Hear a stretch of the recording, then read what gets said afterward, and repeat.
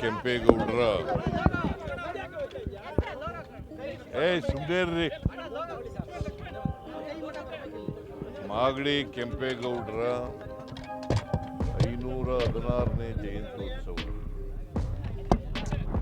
ಇದನ್ನ ಸರ್ಕಾರ ಮಾಗಡಿ ಕೆಂಪೇಗೌಡರ ಅಭಿವೃದ್ಧಿ ಪ್ರಾಧಿಕಾರ ಮತ್ತು BBMP ಮೂರು ಸೇರಿ ಆಚರಣೆಯನ್ನು ಮಾಡ್ತಾ ಇದ್ದಾರೆ.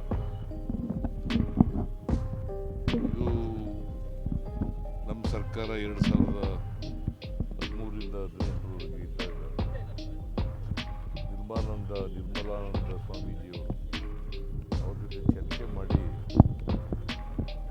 ಅವರು ಯಾವ ತಾರೀಕು ಜನ್ಮದಿನೋತ್ಸವ ಅಂತಕ್ಕಂಥದ್ದನ್ನು ತಿಳ್ಕೊಂಡು ಸ್ವಾಮೀಜಿಯವ್ರಿಗೂ ಹೇಳಿ ಇದನ್ನು ಮಾಡಿದ್ರು. ಅವತ್ತಿಂದ ನಿರಂತರವಾಗಿ ಸರ್ಕಾರ ಕೆಂಪೇಗೌಡ ಜಯಂತಿಯನ್ನು ಆಚರಿಸ್ತಾ ಇದೆ.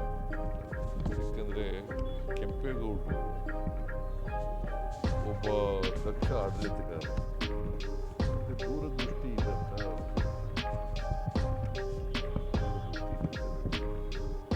ಅವ್ರ ಕಾಲದನ್ನೇ ಈಗ ಅದಕ್ಕೆ ನಾವು ಅವ್ರನ್ನ ಬೆಂಗಳೂರು ಆಧುನಿಕ ಬೆಂಗಳೂರಿನ ನಿರ್ಮಾತೃ ಅಂತ ಕರಿತೀವಿ.